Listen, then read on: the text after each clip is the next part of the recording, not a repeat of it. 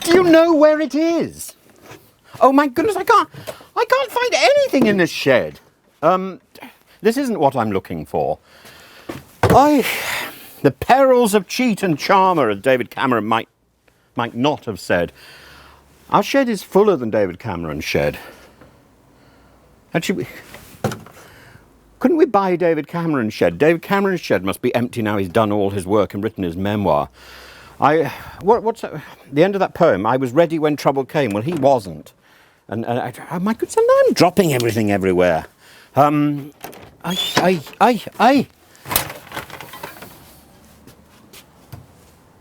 really shocked by David Cameron's memoir. Really shocked. I mean, there he is talking about Mr. Gove as being disloyal. Who's disloyal now? Mr. Cameron. Who's disingenuous? Mr. Cameron. I mean, he talks about Boris not being entirely truthful, but then he tells these ridiculous stories about cannabis in Eton. Well, I know significantly more. And, you know, David Cameron has been rescued by the silver spoon he seems to be wobbling around in his mouth, masticating with pride. It's just not something to be proud about. He's created a mess. Look, what is it? 6 months ago, I was interviewed about Brexit on Russian TV by a scurrilous channel, NTV, I think. I can't even remember the name of the programme. It was fronted by a strange woman called Irada Zainalova.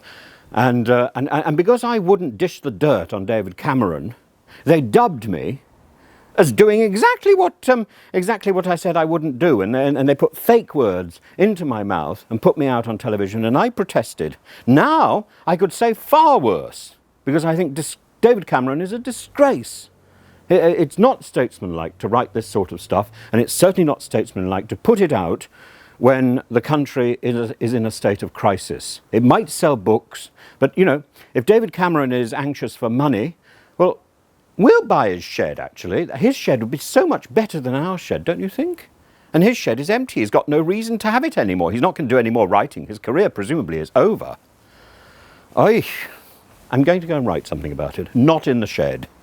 Have you seen the cats?